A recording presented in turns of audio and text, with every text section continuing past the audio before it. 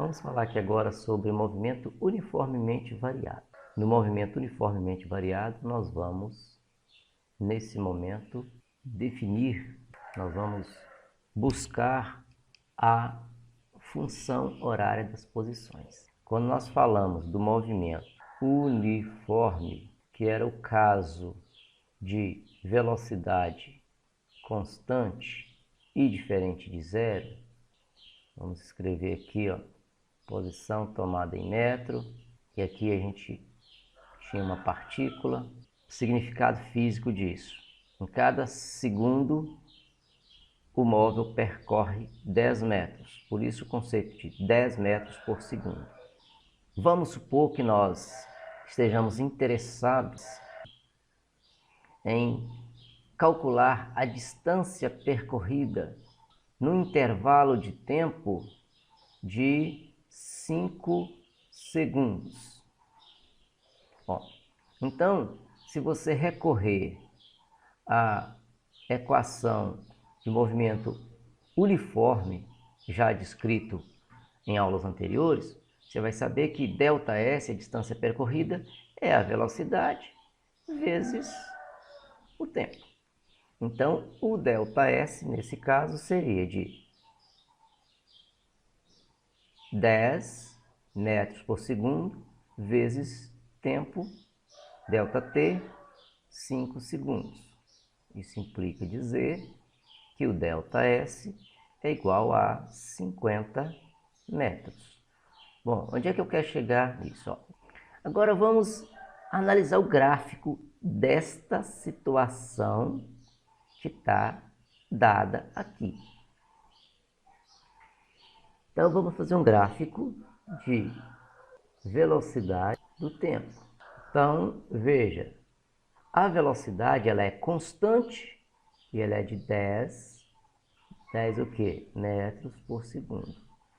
E durante um intervalo de tempo de 5 segundos, se nós calcularmos esta área, base vezes altura, base 5, altura 10, essa é a área do retângulo.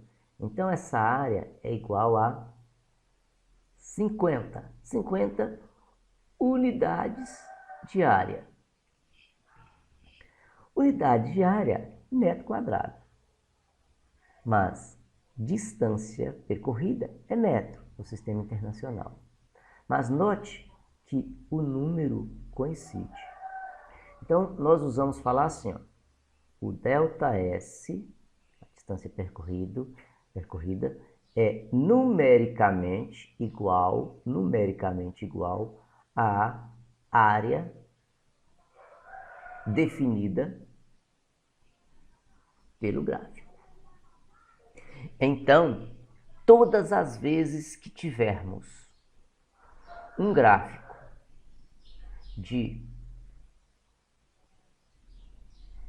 V versus T, se nós tivermos um gráfico qualquer, para achar a distância percorrida, basta que calculemos esta área. Esta área é numericamente igual o ΔS. Então, calculando a área definida por um gráfico de velocidade versus tempo, nós podemos calcular a distância percorrida em qualquer tipo de movimento.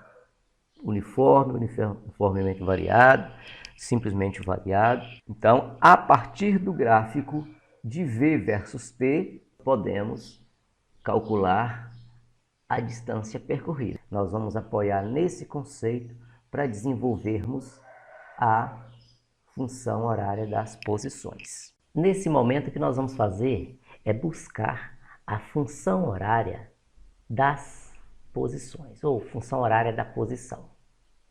Nós vamos buscar, na verdade, a posição como uma função do tempo. S de posição, que vai ser uma função do tempo. Então nós vamos lançar mão daquela ideia de que, ao sabermos da função horária da velocidade e do seu gráfico, nós, através da área, podemos conseguir a distância percorrida. Então vamos lá. Função horária das velocidades, nós já vimos que é v, que é igual a uma velocidade inicial, mais aceleração vezes tempo. Conforme nós vimos, isso aqui é uma função de primeiro grau. Então isso é uma função de primeiro grau, cujo gráfico é uma reta. Então só comparando aqui, ó, função de primeiro grau. Lá na matemática, nós temos que um f de x ou um f de t, ele é o coeficiente linear mais o coeficiente angular vezes o tempo. V0 aqui faz o papel de coeficiente linear, ou seja, onde o gráfico corta o eixo vertical, por exemplo. Então vamos representar aqui, ó, eixo de tempo.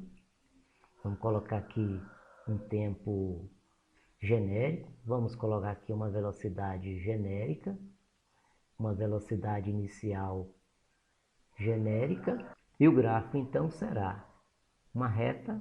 O gráfico então será uma reta com coeficiente angular alfa. E aqui está o nosso tempo genérico. Nós já vimos que a área definida por esse gráfico é igual à distância percorrida pelo móvel. E essa área, ela é igual à área de um trapézio. A área de um trapézio é base maior mais base menor vezes a altura dividido por 2.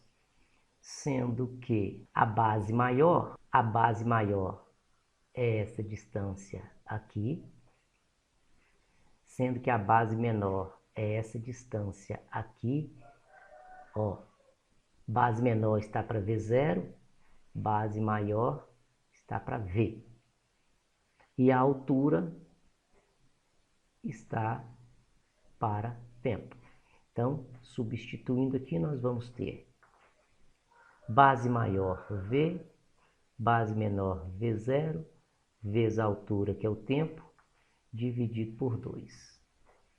Esse é o ΔS. Agora, quem é o V? A velocidade para um tempo t. É toda essa expressão aqui, ó. No lugar de V, eu vou escrever V0 mais AT.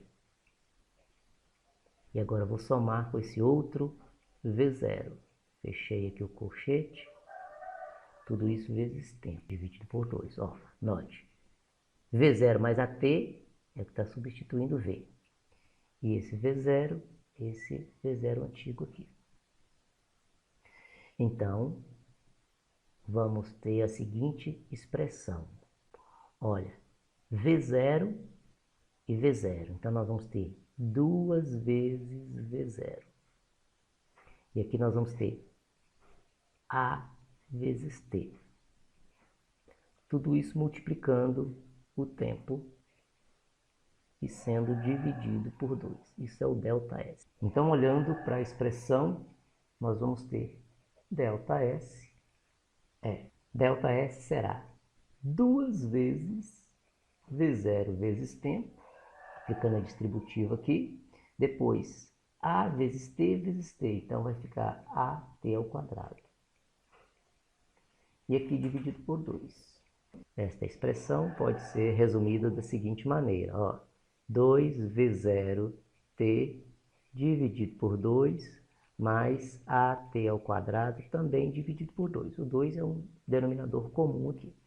Então aqui vai ficar simplesmente dividido por 2 aqui, ó. 2 dividido por 2 dá 1, então vai ficar V0t mais A vezes T ao quadrado dividido por 2, ou simplesmente meio de AT ao quadrado. Nós sabemos que ΔS é posição final menos posição inicial. Então, nós sabemos que S menos S0 vai ser V0 vezes tempo, mais meio de aceleração vezes tempo ao quadrado. Passando esse S0 para o segundo membro, vamos ter posição final, que é igual. Nós vamos ter posição final, que é igual a posição inicial, mais velocidade inicial vezes tempo, mais meio de A vezes T ao quadrado. Então, nós chegamos aqui naquilo que estava proposto inicialmente. O que estava proposto inicialmente? Nosso objetivo inicial era obter isso aqui. A função horária da posição S. Ou seja, S escrito como uma função do tempo. Lembre, S, S0, V0t mais meio de AT ao quadrado. S0, V0 e aceleração são parâmetros do problema. Esses parâmetros serão dados ou serão dados para você condições para você obtê-los. Então aqui nós temos a função horária das posições, ou equação horária das posições. Para que serve esta equação? Esta equação serve para obtermos a posição de um objeto para um tempo específico. Então, se o objeto está desenvolvendo um movimento uniformemente variado, a equação que descreve posição em função do tempo é esta equação. E esta equação vai informar para nós a posição do móvel, do objeto, para um tempo específico qualquer. Então, trabalhando com esta equação, nós vamos encontrar a posição para um tempo específico.